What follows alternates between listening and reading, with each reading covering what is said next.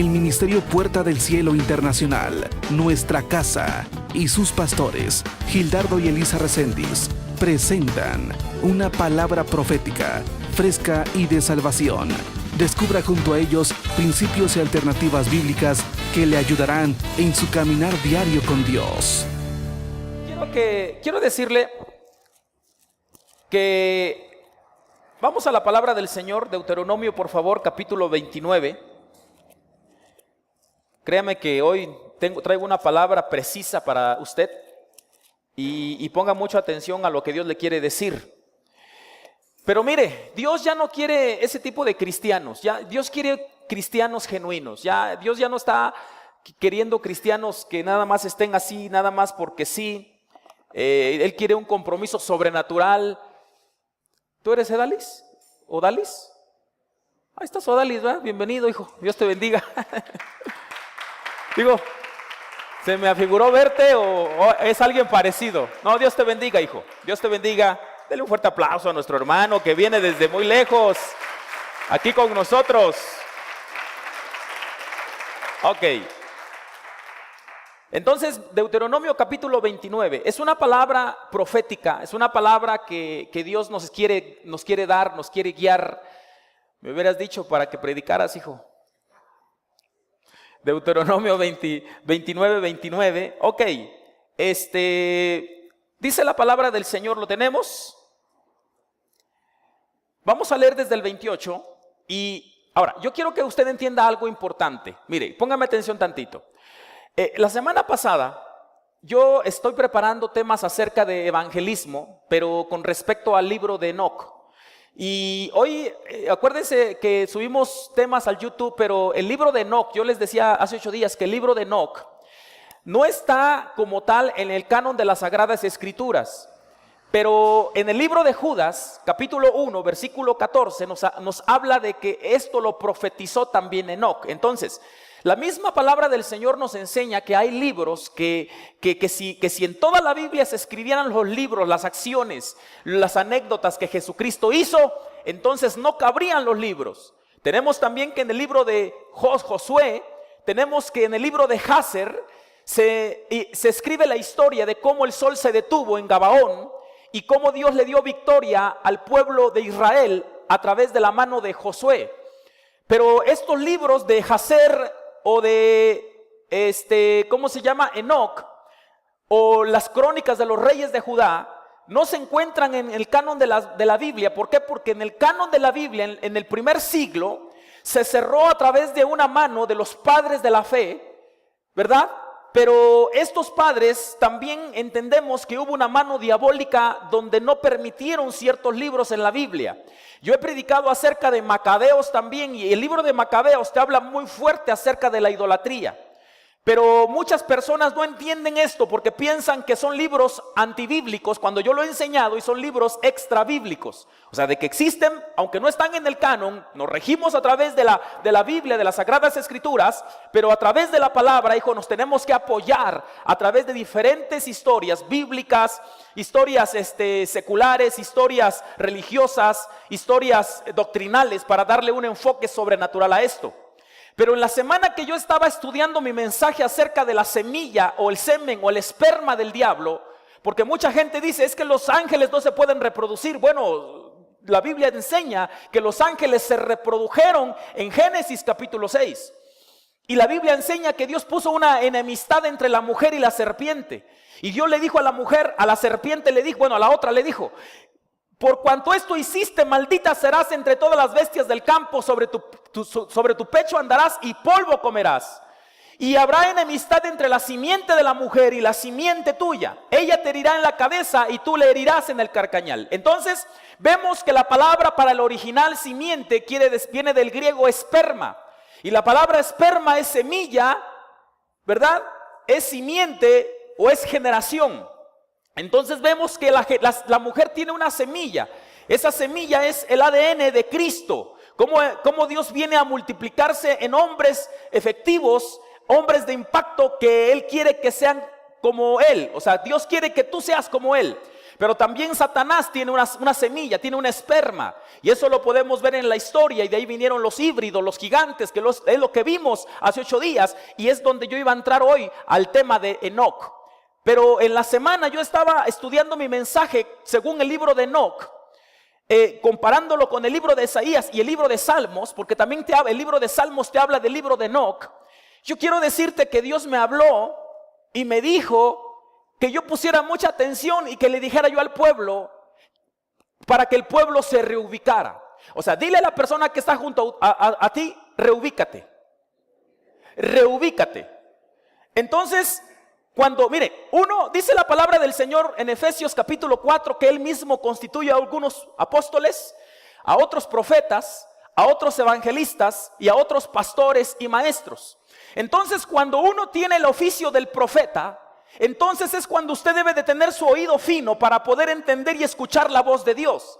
Porque cuando Dios te quiere hablar, te va a hablar. Dios es fino, Dios te habla y te enseña las cosas que deben suceder pronto. Ayer yo el viernes prediqué en Tehuacán y prediqué un tema similar a esto, porque el pueblo a veces se descarría. Y gracias a Dios por este tema, por la palabra que Dios me dio, el pueblo se aceleró. El pueblo empezó a tomar su posición, porque hemos fallado en tomar las posiciones. Nosotros todos somos un equipo. Ayer los hijos me decían, papá, estamos orgullosos de usted. Nunca en mi vida me había disfrazado de payaso, pero ayer me disfracé de payaso y me disfracé de Cepillín, ¿no? El ídolo de los niños. Entonces, ayer yo me pinté, salí de payaso, tuvimos un programa espectacular y llega uno de los hijos y me dice, papá, estamos orgullosos de usted.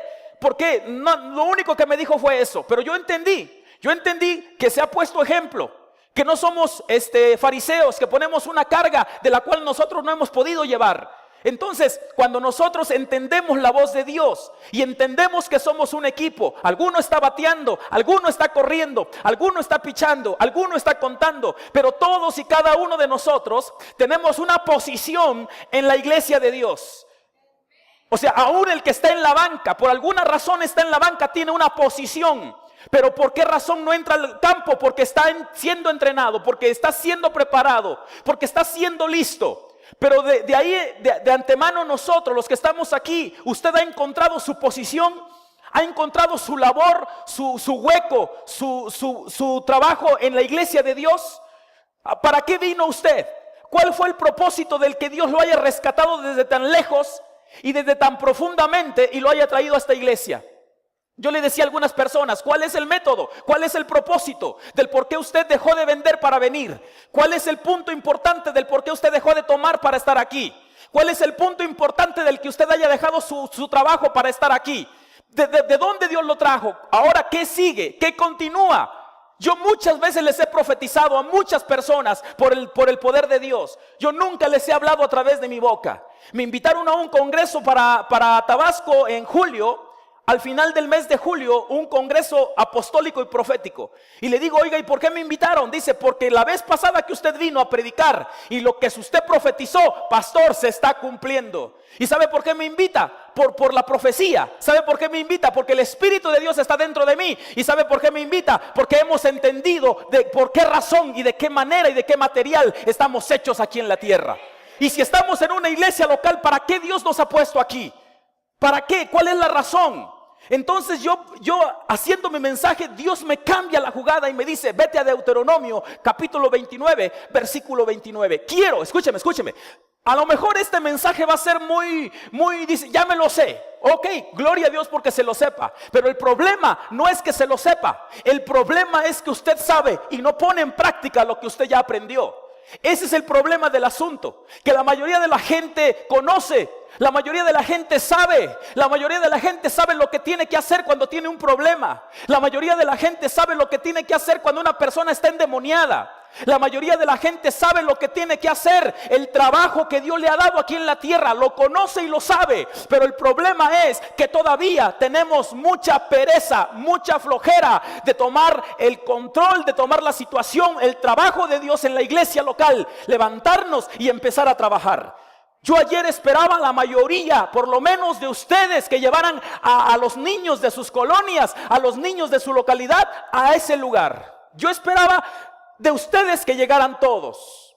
Está bien, no llegó la mayoría, pero llegó gente que yo aprendí algo ayer. Por ejemplo, fuimos a la sierra. Ahorita tenemos un tiempo evangelístico, no sé ni por qué. Bueno, sí lo sé, porque Dios me lo dijo. Pero no termina. Vamos a estar en Tehuacán, vamos a estar en Acapulco, vamos a estar en Veracruz, vamos a estar en Colombia, vamos a estar en Tlacotepec. Estamos llevando el ministerio de estos niños, 30 valientes. 30 valientes van a estar ejerciendo todo esto. Fuimos a la sierra y cuando llegamos a la sierra, el fuerte no fue la danza, el fuerte no fue el cazateatro, el fuerte no fue ni los mopeds. ¿Sabe dónde fue? ¿Qué fue en la sierra lo fuerte? Los payasos. Y yo estoy aprendiendo, porque aquí, por ejemplo, en el Paseo Bravo, ayer lo fuerte no fue la danza. De hecho, con el calor, yo ayer me quería ya irme corriendo para mi casa. ¿No? Lo fuerte no fue la danza. Lo fuerte no fueron los payasos. Ayer lo fuerte fueron los mopeds. Entonces, en cada lugar hay una posición. Y usted debe de entender que no importa, habrá momentos donde estemos en la guerra, pero se pierdan batallas, pero no la guerra. Y la guerra siempre estará adelante, adelante, adelante. Y Dios estará dándonos la victoria sobrenatural y aplastante. Pero solamente Dios le dará esa victoria a aquellos que hayan encontrado su posición dentro de la iglesia de Dios. Entonces, capítulo 29, versículo 29 dice lo siguiente. Dice el 28. Y Jehová los desarraigó de su tierra con ira, con furor y con gran indignación, y los arrojó a otra tierra, como hoy se ve. Dice el 29. Las cosas secretas pertenecen a Jehová nuestro Dios, mas las reveladas son para nosotros y para nuestros hijos para siempre, para que cumplamos todas las palabras de esta ley. Entonces, aquí el Señor, cuando Dios me dijo, vete de Deuteronomio, capítulo 29, versículo 29, Él me dijo y me habló de cosas secretas y de cosas reveladas. Y yo le preguntaba a Dios, ¿cuáles son esas cosas secretas? Dice la palabra en Jeremías 33:3, clama a mí y yo te responderé. Ahora, ¿cuándo es que Dios responde las cosas secretas? Dice que cuando tú clamas a Él, cuando nosotros nos introducimos, no nos involucramos. Escúcheme bien, porque hay gente que piensa que involucrarse y comprometerse es lo mismo. No es lo mismo. Usted puede ver personas, puede ver el fútbol atrás en las gradas o sobre las gradas, pero una cosa es ver el partido de fútbol y otra cosa es meterse a jugar el partido de fútbol.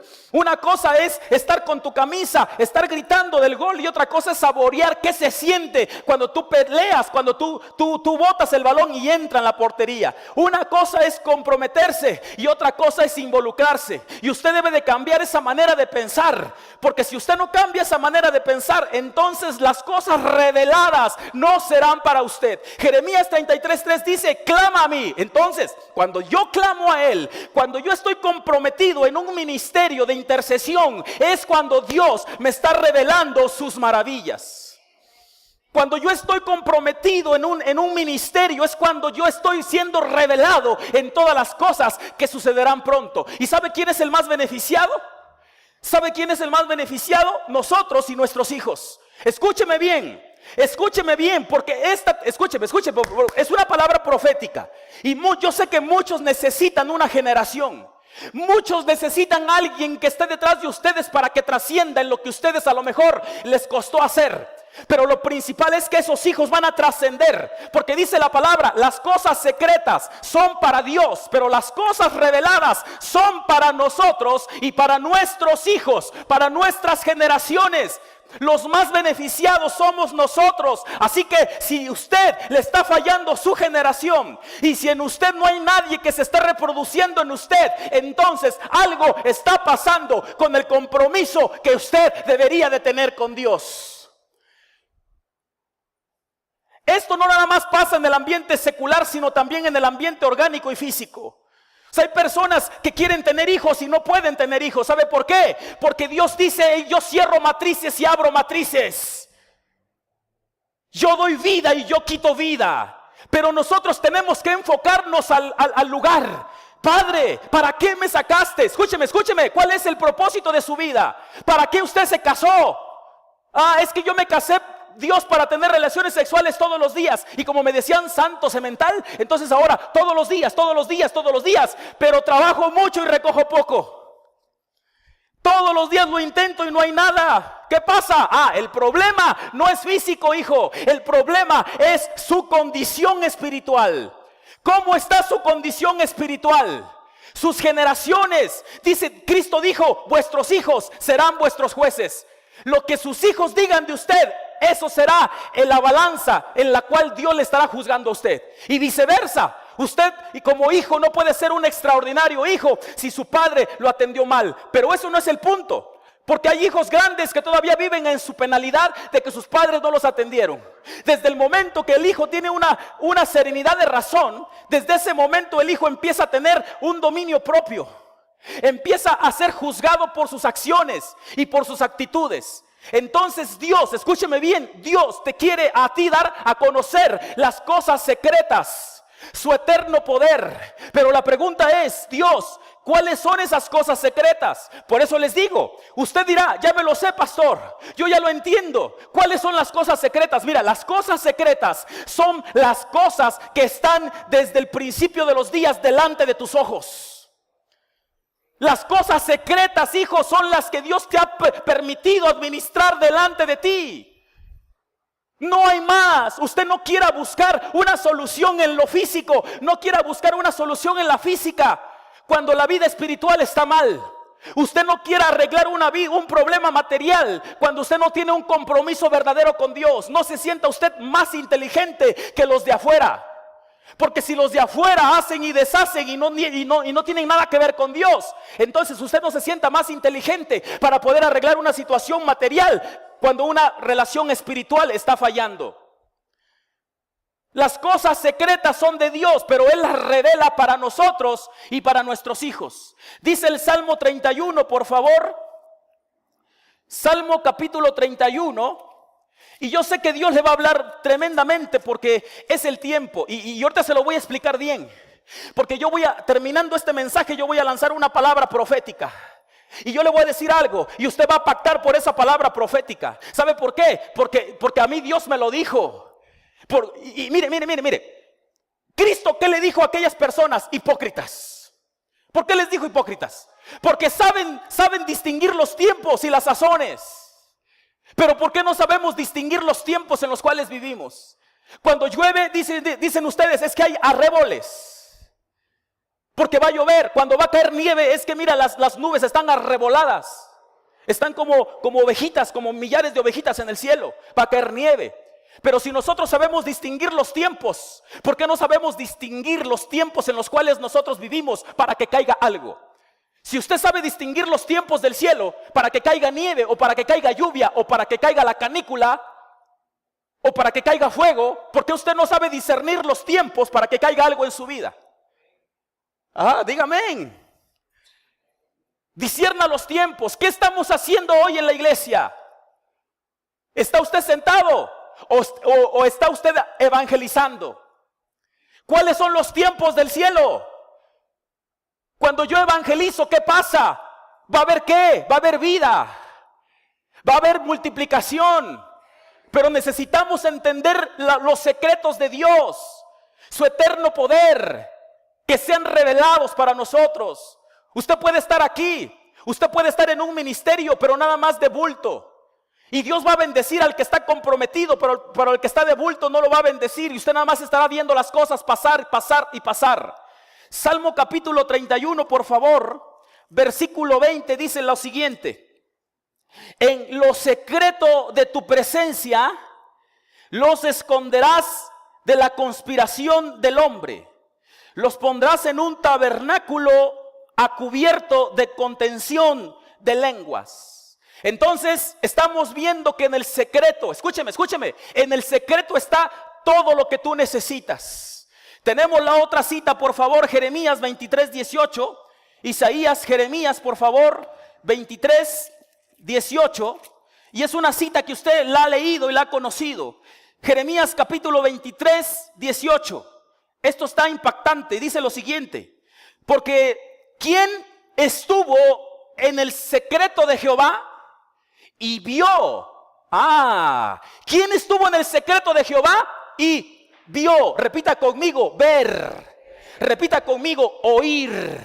Repita conmigo, verbos, acciones. Yo necesito accionarme para ver y oír en el secreto de Jehová. ¿Qué necesito? ¿Qué necesito saber, Dios? ¿Qué necesito? Pregúntale a Dios. ¿Qué necesito, Dios, saber de ti? ¿Qué necesito saber de ti? No tenga miedo, no tenga miedo de estar en el secreto, no tenga miedo de tomar una decisión. A final de cuentas, establecido está para los hombres. Hebreos 9:27, que mueran una sola vez y después de esto el juicio. Le conviene a usted que yo le obligue a servirle a Dios. Le conviene a usted que yo le exija que llegue temprano. Le conviene a usted que yo le exija a que se comprometa con el Dios Todopoderoso que ganó su vida, que ganó su alma a través de su Hijo en la cruz del Calvario. ¿Quién estuvo en el secreto de Jehová? ¿Quién se comprometió? Porque la gente que seguía a Moisés le dijo a Dios: no, ya no queremos que Él nos hable. O sea, ¿cómo es posible? Ya no queremos, su voz es trueno, Él es fuego consumidor. Ya no queremos, es molesto, la voz de Dios es molesta. Prefiero que sea molesta la voz de Dios a que te vayas con tus audífonos Sony al infierno. Prefiero que sea molesta la voz de Dios y que le escuches a Dios a que tú te vayas con una música romántica al infierno. Pueblo, levántese en el poder de Jesucristo. El secreto ya está, pero ¿cuál es el sazón? ¿Qué necesito? Yo sé que tengo que predicar, yo sé que tengo que cantar, yo sé que tengo que bailar, yo sé que tengo que salir, sé que tengo que ir a una casa de vida. Dios, pero ¿qué pasa? ¿Por qué lo sé? Pero para mí ya es como címbalo que retiñe. Porque es como algo secular, como algo normal, como algo relativo, algo monótono. ¿Por qué? ¿Sabe por qué? Porque usted ha descuidado el secreto. Se lo sabe, pero el conocimiento envanece. Usted no ha tenido amor para buscar la revelación. Usted no ha tenido amor para buscar lo secreto de Jehová. ¿Quién vio? Y dice Jeremías, y oyó su palabra. ¿Quién vio y oyó su palabra? ¿Quién estuvo atento a su palabra y la oyó? Porque tú la viste, porque tú la oíste. Pero ¿quién estuvo atento a su palabra para verla y escucharla? Atento viene de la palabra atender, y atender quiere decir acción. Dios te quiere configurar a través de la acción. Antes, escúchame bien, antes que se cumpla esta profecía, como se va a cumplir en Tehuacán. Mire, yo le voy a decir algo, escúcheme bien con atención, porque esa es una palabra profética que va a dar vuelta al mundo. Así como la profecía de TV Joshua, así va a dar vuelta al mundo. Quiero decirle algo. En el estado de Puebla, esto no lo digo por mí, esto lo digo por mandato del Señor. Todo el estado de Puebla, viene un tiempo, no van a tardar ni 3 años, escúcheme bien, ni 4 años, donde las iglesias grandes que tienen mucha gente, llegará el momento que tendrán que lanzar a predicar a personas, a todo el mundo, porque ya el tiempo está cerca. ¿Qué es lo que estoy diciendo? Lo que Dios está diciendo es que no es malo que haya una iglesia grande. Este es mi deseo, que haya una iglesia sobrenatural en Puebla. Este es mi deseo, que haya una iglesia explosiva en Puebla también. Pero ¿saben cuál? Es el deseo de Dios, que de aquí usted se levante a predicar la palabra a todas las naciones, para no retenerlo aquí, que usted salga, predique la palabra y que usted empiece a hacer discípulos a todas las naciones. Y usted lo va a ver. Espéreme. Usted lo va a ver. Le voy a decir por qué. Porque cuando haya iglesias grandes, Dios las va a empezar a mover. Escúcheme bien, porque yo profetizo sobre pueblos que van a ser movidos de su lugar. Iglesias completas van a ser arrancadas y van a ser movidas, y en el aire se van a desprender. Esta es una profecía. Por eso usted prepárese, porque nosotros aprendemos de los errores de muchos. Prepárese, porque usted debe de estar listo para toda buena obra. Una ocasión fuimos a la playa con unas personas y le dijeron al brother: me dijeron a mí y al otro día al brother. Me dijeron, primero a él le dijeron, predica. Y yo iba a predicar al otro día.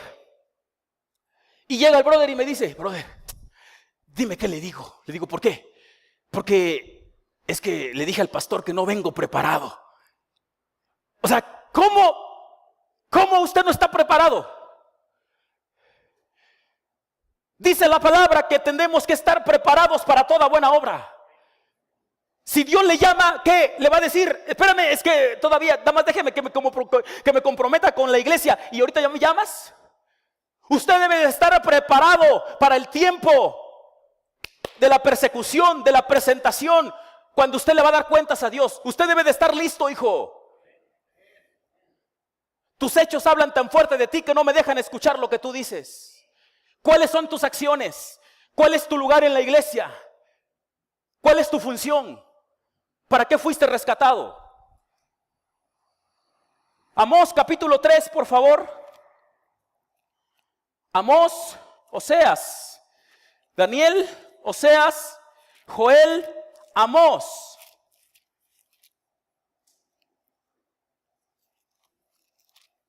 ¿Lo tenemos? Estamos en pantallas. Amós capítulo 3. Esta es una palabra profética que Dios me dio y que yo sé que va a ser de bendición para usted.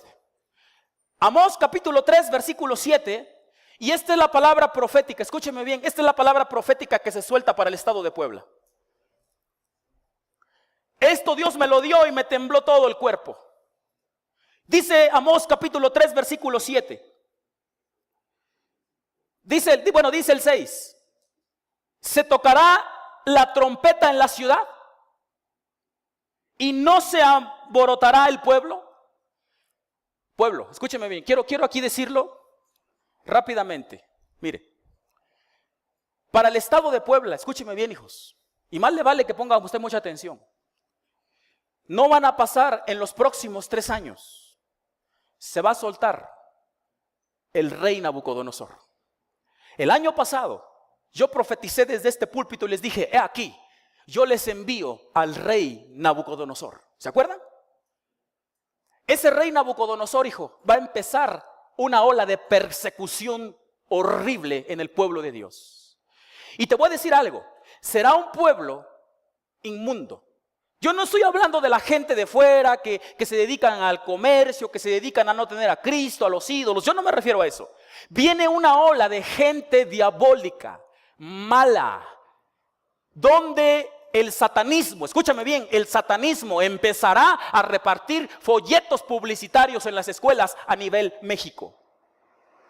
Y este pretexto será porque los cristianos están repartiendo boletines para que la gente reciba a Cristo. Los satanistas empezarán por las escuelas, porque todo comenzará en las escuelas. La persecución comenzará en las escuelas. Los raptos comenzarán en las escuelas. La ola delictiva que viene del estado de Puebla en los próximos 3 años te confundirá, te amedrentará. Pero Dios te dice que no temas, porque Dios te dice que se va a tocar la trompeta. Hay una trompeta que se va a tocar en el estado de Puebla. Y esa trompeta va a venir una persecución, pero nunca Dios lo hará con un sentido para hacerte mal. Y estoy hablando de una ola delictiva. Estoy hablando de olas delictivas como en la frontera. Yo no lo quisiera profetizar, pero lo estoy profetizando. Empresarios, más les vale que ustedes se peguen a Dios, porque horrenda cosa es caer en manos de un Dios vivo. Yo se los he estado diciendo, prepárese. Ni se imaginan, veo caras, veo muchas caras, personas llorando, cristianos llorando, que les han quitado su casa, su camioneta, sus negocios, sus carros, los veo llorando. Por eso les digo, más les vale que se metan a buscar a Dios. Esto no es amenaza, es una convicción de lo que Dios te está diciendo. Se tocará la trompeta. Hay una trompeta. Cuando dice la palabra del Señor que en el pueblo se tocaba la trompeta, dice, ¿el pueblo se preparaba para la guerra? ¿O cómo usted, si no está comprometido con Dios, estará usted ejercitado para la piedad, para escuchar la finez de la trompeta? Hay trompetas de guerra, hay trompetas de júbilo, hay trompetas de acción. ¿Cuál es la trompeta que Dios le va a tocar a usted? Y usted, por no estar ejercitándose para la piedad, no tendrá un conocimiento. Se lo digo yo como profeta. Se lo declaré a Tehuacán el día del viernes. Viene una ola delictiva muy fuerte. Vienen asesinatos muy fuertes. Asesinatos que usted nunca vio. Vienen para el estado de Puebla.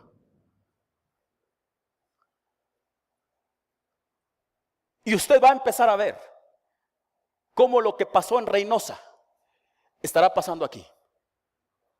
Y Dios me mostró que va a haber pueblos fantasmas. Porque de tanta maldad que habrá, la gente se saldrá de esos pueblos a buscar otros horizontes. Y por esa razón a mí Dios me dijo, tienes que interceder por Puebla. Tienes que preparar a Puebla, Dios me dijo. Ayer que conté un poquito de mi testimonio allá en el Paseo Bravo, y eso Dios me lo dijo. Íbamos a cerrar con una oración de fe y de momento me dice el Señor, diles que tú fuiste drogadicto. Diles que fuiste alcohólico. Diles que te abandonaron tus padres, no porque también eras una buena palomita, pero dile que te abandonaron. Y cuando yo empiezo a decir mi testimonio, cayó una presencia ayer. ¿Cómo es que yo estaba disfrazado de payaso? Y cómo la gente llegó a decirme que yo le aconsejara. ¿Por qué? La gente no es tonta, la gente sabe, la gente necesita de la palabra. Cristo dijo, ¿por qué decís vosotros que faltan 4 meses para la siega? Levanten su rostro, levántense, reubíquense, acomódense en el ministerio. Ya la cosecha está lista. Prediquen la palabra, la gente vendrá, porque yo estoy mandando, dice Dios, la trompeta de calamidad para que esa gente se convierta y venga a mí. Fíjate lo que dice, 3:6. Se tocará la trompeta en la ciudad y no se alborotará el pueblo. Habrá algún mal en la ciudad, el cual Jehová no haya hecho. Todo estará regulado por Dios. Pero ¿dónde está el pueblo cristiano? ¿Dónde estará el pueblo cristiano? ¿A qué vino usted? ¿A qué vino? ¿De fiesta? ¿De pachanga? ¿A que oráramos por usted? ¿Y luego qué? Si usted viene conmigo y yo oro, cuídese, porque yo voy a estar detrás de usted. ¿Acaso cree que no me costó? ¿Acaso usted cree que no me pegó un poquito de sus cosas sucias en mi cabeza? ¿Acaso cree usted que cuando yo oré por usted estaba yo durmiendo bien con santa paz? De una de otra manera, cuando uno ora por la gente, la suciedad de la gente se transmite, se contamina uno, aunque uno no quiera. Aunque yo me sienta el santo de la paciencia y de la paz, viene un endemoniado, tengo que tocarlo, tengo que orar por él. Si el Espíritu de Dios me dice, tócalo y ora, yo lo toco. ¿Y para qué? Para que se me transmitan algunas cosas. Padre, ¿y para qué? Pues si yo soy tu hijo, es que quiero que tú aprendas a ser un excelente hombre de Dios. Y por eso yo tengo el derecho de estar detrás de usted, detrás de usted, detrás de usted, porque no fue gratis eso. ¿Se siente usted bien? Gloria a Dios, pues ahora trabaje. ¿Ya no se siente enfermo? Ya no, pues ahora échele ganas. ¿Ya no le duele la cola? ¿Ya no le duele la cola? Órale pues, entonces véngase a trabajar entonces. Porque cada pretexto que ponemos, me duele el colon, tengo hemorroides, tengo almorranas. ¿Y qué quiere que haga? ¿Qué preferimos? ¿Padecer si la voluntad de Dios así lo quiere o haciendo el mal? ¿Qué preferimos? Estamos trabajando. Trabaje para la obra y escuchará la voz que dice desde el cielo, este es mi hijo amado, en quien tengo complacencia. Dios, pero estoy enfermo. Que no te importe eso. Tú predica. Tú esfuérzate. Tú échale ganas. Pero ya, olvidando ciertamente lo que queda atrás y extendiéndome adelante. Dice el 7. Porque no hará nada Jehová el Señor sin que revele su secreto a sus siervos los profetas. ¿Qué le dijo Dios a Abraham? Cuando Dios va a destruir Sodoma y Gomorra, ¿qué le dijo? Encubriré yo a mi siervo Abraham lo que voy a hacer. Abraham sabía de la destrucción de Sodoma y Gomorra, aun cuando Sodoma y Gomorra no entendía y vivían en fiestas y vivían en pachangas y decían: la próxima semana, el próximo año, ahora sí me comprometo que arregle yo mi vida y que establezca mi negocio. ¿Encubriré yo a Abraham lo que voy a hacer? Hijo, esta es la revelación de Dios. Escúcheme bien, repita conmigo. Revelación. Repita fuerte. Revelación y misterios. Repita conmigo. Misterios y revelación. Entonces, cosa secreta y revelación. Lo secreto es para Dios. La revelación es para usted y para su descendencia. Pero pastor, ¿cómo yo que Dios me revele? Por eso, venga al secreto. Comprométase en un ministerio y Dios le enseñará las cosas que deben suceder pronto. Espéreme. Pero aquí está el detalle, dijo Cantinflas. Hechos capítulo 7. Hechos capítulo 7. Me faltan 3 citas nada más. Hechos capítulo 7. Versículo 37. Pon mucha atención. Dice lo siguiente. Lea desde el 35. Y usted tiene el derecho de interpretar la palabra como el Espíritu de Dios le dé a entender. Y dice: a este Moisés, a quien habían rechazado diciendo: ¿quién te ha puesto por gobernante y juez? A este lo envió Dios como gobernante y libertador por mano del ángel que se le apareció en la zarza. Entonces, si de Dios son los secretos, ¿quién es la revelación? Cuando Dios le mostró el llamamiento a Moisés, fue porque en la palabra del Señor dice que se le mostró una zarza ardiendo. En las películas nos enseñan que a Moisés se le perdió una ¿qué? ¿Una qué? Una oveja. Y Moisés en el llamamiento estaba buscando el secreto de Jehová. Moisés nunca vino de allá para acá, sino que Dios lo llamó a Moisés cuando él ya tenía un ejercicio en la piedad.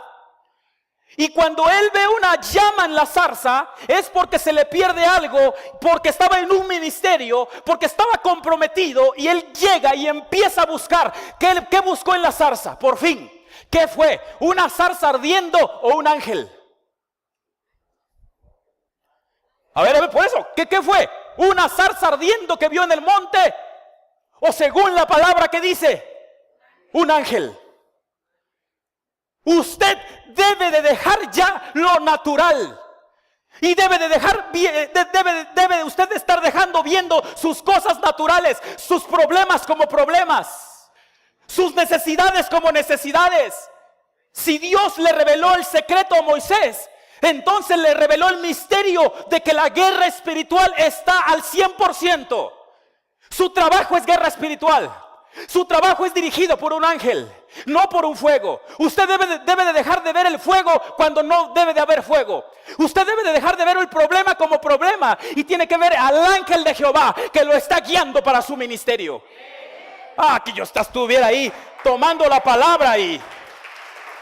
¿Por qué razón? ¿Por qué razón Dios le mostró la zarza fuera de la ciudad? ¿Para qué? ¿Para qué? ¿Para qué? ¿Para que usted entendiera que es hijo de Dios? Deje esas burradas ya. Usted es hijo de Dios. ¿Para qué Dios le enseñó el fuego en la zarza? Para decirle que tus pecados son perdonados. No puede usted vivir pidiendo perdón, pidiendo perdón, pidiendo perdón. Hace 2000 años Jesucristo murió por usted en la cruz del Calvario.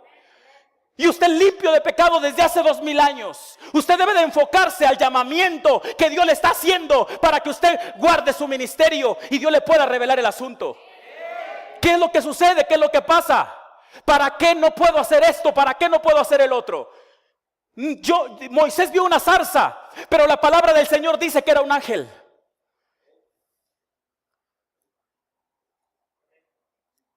¿Por qué razón está enfermo? Porque es el ángel de Dios. No es la zarza del fuego, no es el fuego de la prueba. Es el ángel de Dios que lo está guiando a liberar a su pueblo. ¿Por qué no puedo tener esto? Porque es el ángel de Dios a través del fuego del ángel, para que usted vaya y liberte al pueblo. Donde el pueblo que te atacaba, donde el pueblo murmuraba y te decía: ¿quién a ti te ha puesto? No eres hijo del carpintero, no eres hijo del panadero, no eres hijo del pintor, no eres hijo del tortillero. Pero si tú tuviste 7 maridos, bueno, ¿a ti qué te importa? Fueron míos.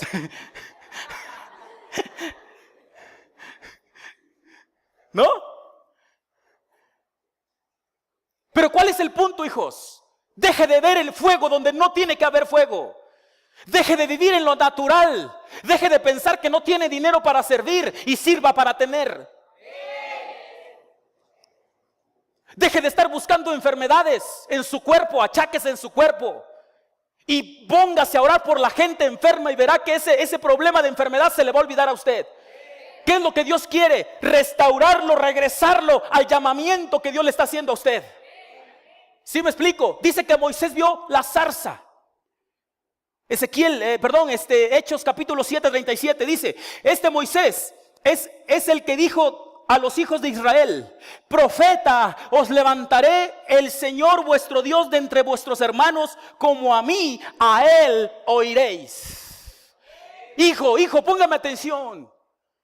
Usted quiere que la gente lo escuche, pero ¿por qué no lo escucha? Es que la gente no quiere. Vuelvo a lo mismo: no vea el fuego donde no lo tiene que ver. La gente no escucha porque usted no sabe qué decir, porque usted no tiene nada que ofrecer. Pero comprométase en el Señor, llénese del Señor, para que el Señor le pueda dar vida, para que el Señor le pueda dar ideas, para que el Señor le diga cuál es su llamamiento objetivo y preciso. Y cuando usted empiece a trabajar para Él, cuando usted no tenga espacio para la duda, y cuando usted esté sin reservas en servirle a Dios, lo que usted necesita estará viniendo, lo que usted tiene que tener estará llegando. ¿Por qué? Porque Dios no es infiel para olvidarse de ti. Dios no es infiel para olvidarse de ti. Él frena todas las cosas y lo hace con un propósito. Rápidamente, quiero que vayas al misterio de la palabra, en lo que Dios te quiere revelar. Está tan sencillo como quitarle la paleta a un niño. Es que, ¿qué dice la palabra? Que cualquiera que no se hiciere como uno de estos pequeños no pueden entrar al reino. ¿Cuál es el problema? Que usted se siente sabio, que usted se siente maduro. Realmente, ¿dónde está la madurez?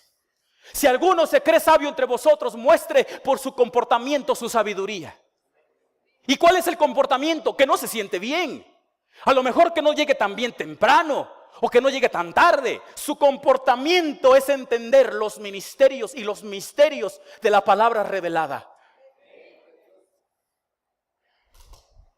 Rápidamente, Romanos capítulo 10.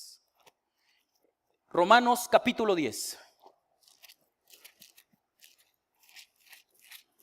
Fíjese bien. Romanos capítulo 10, versículo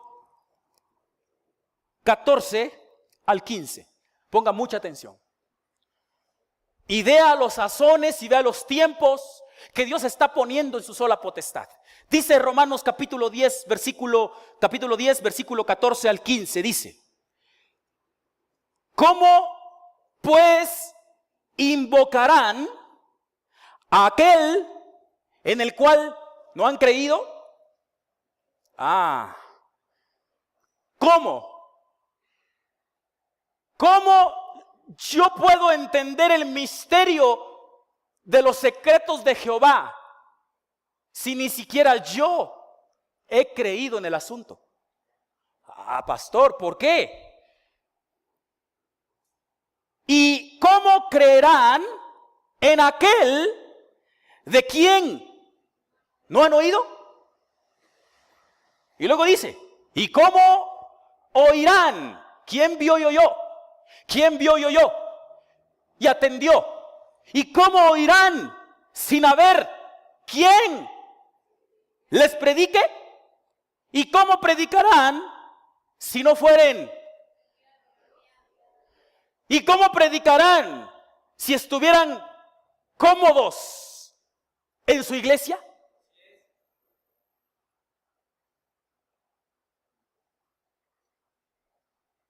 ¿Y cómo predicarán si estuvieran saturados en sus megaproblemas? Dice el 14, cuán hermosos son, como está, y cómo predicarán si no fueren enviados, como está escrito. Cuán hermosos son los pies de los que anuncian la paz, de los que anuncian buenas nuevas. Pero dice el 16, mas no todos obedecieron al evangelio. Pues Isaías dice, Señor, ¿quién ha creído a nuestro anuncio? Así que la fe es por el oír y el oír por la palabra de Dios. Yo te voy a decir algo. El eunuco etíope le dijo a Felipe, este pergamino, ¿lo dice de él que escribe o de otro más? ¿Sabe? Que esta palabra, escúchame bien, esta palabra no es para los inconversos. Esta palabra es para ti. Según Romanos capítulo 10, versículo 1, ¿qué dice? ¿Qué dice? ¿Qué dice?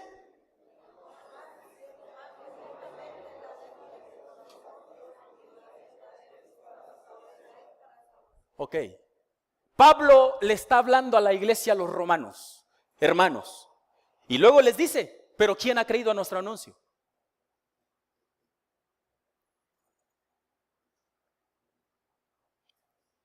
¿Quién ha creído a nuestro anuncio? Escúcheme, ya terminé. Escúcheme. Esta iglesia es una iglesia profética apostólica. Gloria a Dios por eso. Pero ¿sabe cuál es el problema? El problema de una iglesia apostólica y profética es que todo lo quieren arreglar con una pastilla apostólica o con una pastilla profética. O quieren como una varita mágica para que sus problemas, ¡pum!, profetíceme. Y hemos descuidado los otros 3 oficios que producen mantenimiento. Por ejemplo, pastores, maestros y evangelistas. Ahorita te voy a enseñar algo bien práctico y aquí voy a terminar. Segunda de Timoteo, por favor. Segunda de Timoteo capítulo 4.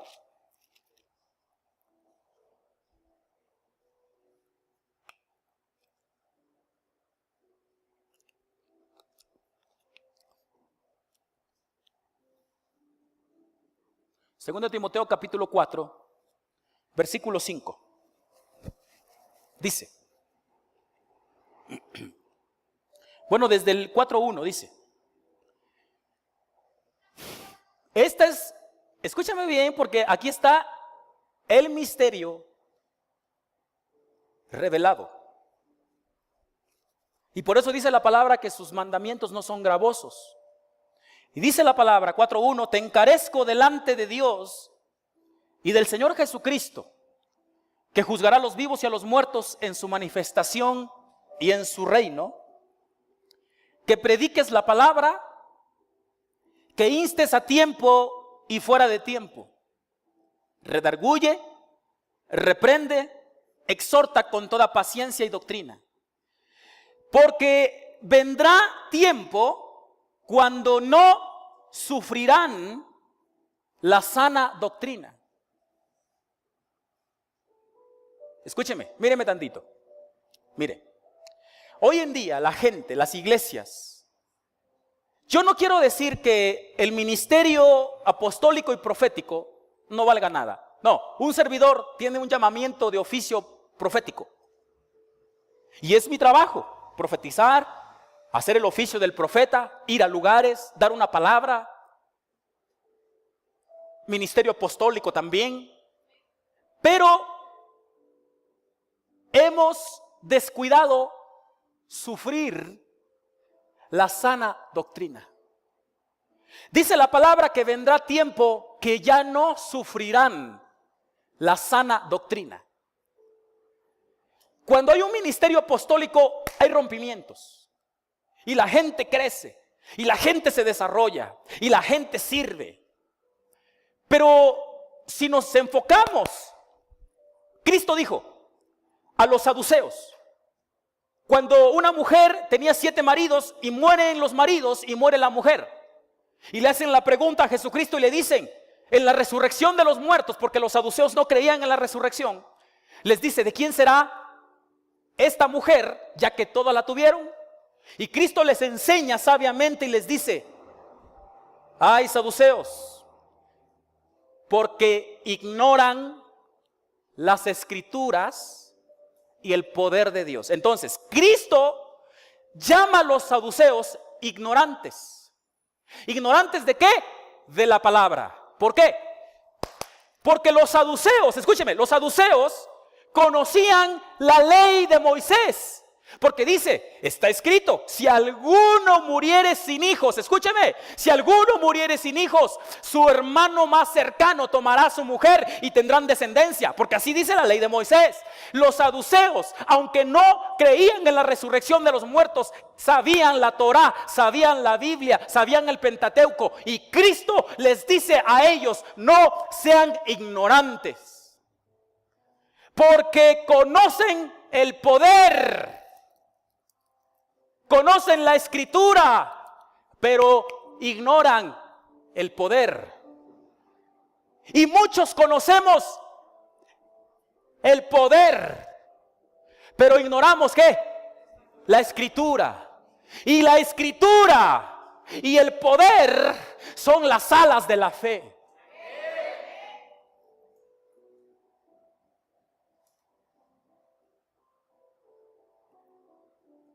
Y las iglesias se han enfocado al poder, y hablan lenguas, y sanan, y libertan, y esto, y la gritería, y está correcto, porque somos así. Pero ¿dónde está la escritura? ¿Dónde está la palabra?